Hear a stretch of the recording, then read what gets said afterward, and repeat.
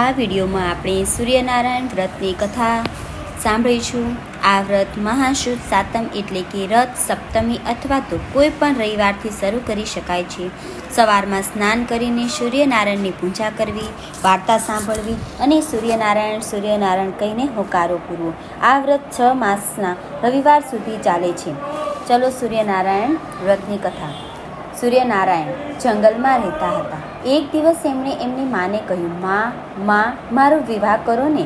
ત્યારે એમની માએ જવાબ આપ્યો, બેટા, આ જંગલમાં એવું કોણ હોય કે એની સાથે તારો વિવાહ કરું? માં, આ વનમાં એક રાણી રહે છે.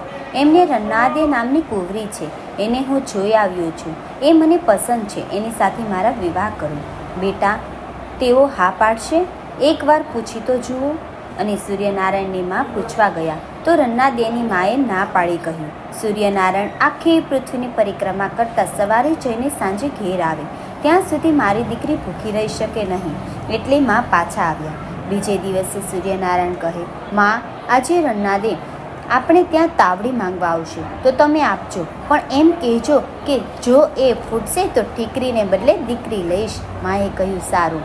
બીજે દિવસે રન્નાદે તાવડી લેવા આવી ત્યારે આ શરત કરવામાં આવી. એ શરત કરીને તાવડી લઈ ગઈ. રોટલા ઘડાઈ ગયા અને રન્નાદે અને તેની માએ ખાધું. પછી રન્નાદે તાવડી આપવા ગયા ત્યાં રસ્તામાં 2 સાંઢ લડતા રન્નાદે સાથે અથડાયા. એમાં તાવડી ફૂટી ગઈ. એટલે શરત પ્રમાણે એના વિવાહ સૂર્યનારાયણ સાથે કરવામાં આવ્યા. બીજે દિવસે સૂર્યનારાયણ રન્નાદેને પરણીને લઈ ગયા. સૂર્યનારાયણ તો સવારે ફરવા જાય અને સાંજે પાછા ઘેર આવે. એટલે રન્નાદે રાત્રે સૂર્યનારાયણ ઘેર પાછા આવે ત્યારે તેમને જમાડીને જમે. આમ આખો દિવસ ભૂખ્યા રહેવું પડે. આથી રન્નાદે તો સુકાતા ચાલ્યા. જેથી રન્નાદેની માએ એને શીખવ્યું કે તારે સૂર્યનારાયણને સવારે સાકરનું પાણી પાઈને મોકલવા, પછી તારે આખો દિવસ જમવામાં વાંધો નહીં. પણ સૂર્યનારાયણ તો ના પાડી. તેમણે કહ્યું, આખી પૃથ્વીના જીવ માત્રનું હું પૂરું ન કરું ત્યાં સુધી મારાથી પાણી પણ ન પીવાય. આથી રન્નાદેને એમનું પારખું કરવાનું મન થયું. એમણે એક કીડી લઈને ડબ્બીમાં પૂરી દીધી. સાંજે સૂર્યનારાયણ ઘેર આવ્યા ત્યારે તેઓ જમવા બેસવાની તૈયારી કરવા લાગ્યા. ત્યારે રન્નાદેએ પૂછ્યું, તમે સૌનું પૂરું કરી આવ્યા? હા. ખોટી વાત, આ ડબ્બીમાં કીડી છે, એનું તમે પૂરું કર્યું નથી. આમ કહી રન્નાદેએ ડાબલી ઉઘાડીને જોઈ તો કીડી અંદર ચોખાનો દાણો કોતર્યા કરે. આ ચોખાનો દાણો ડાબલી બંધ કરતી વખતે રન્નાદેના કપાળમાંના ચાંદલામાંથી પડી ગયેલો.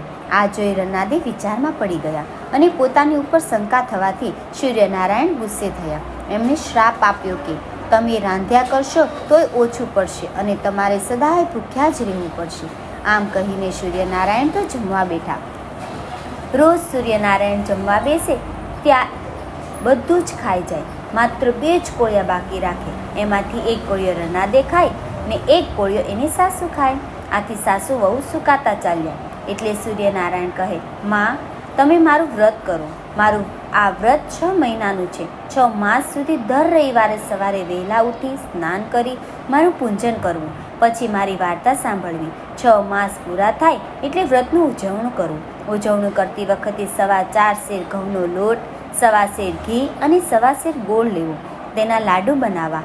આ લાડુ મને ધરવા. પછી તેના 4 ભાગ પાડવા. એક ભાગ રમતા બાળકને આપવો, બીજો ભાગ ગાયોના ગોવાળને આપવો, ત્રીજો ભાગ માળીને આપવો અને ચોથો ભાગ સુપાત્ર અતિથિને જમાડવો. અને સૂર્યનારાયણની માએ આ વ્રત કર્યું. એનું ઉજવણું પણ કર્યું. એ વખતે રામ અને લક્ષ્મણ ફરતા ત્યાં આવી ચડ્યા. અતિથિનો ચોથો ભાગ તેને જમાડી દીધો. જમીને રામ લક્ષ્મણ પણ કોટી ઉપર આવ્યા. સીતાજી પણ આ વ્રત કરતા હતા. એટલે તેઓ આ વ્રત કોને કહે અને જમે શું? એટલે રામની સૂચના મુજબ એ વનમાં એક રબારણ રહેતી હતી. એનો દીકરો મરી ગયો હતો એટલે તે ભૂખી હતી. સીતાજી એની પાસે ગયા, એને વાત કહી સંભળાવી અને એનો છોકરો જીવતો થયો. આળસ મળીને તેઓ બેઠો થયો. પોતાનો છોકરો સજીવન થયો એટલે રબારણે પોતે પણ સૂર્યનારાયણનું વ્રત લીધું. આ સૂર્યનારાયણનું વ્રત સૌને ફળ્યું. એવું વ્રત કરનારને ફળજો. બોલો ભગવાન સૂર્યનારાયણ.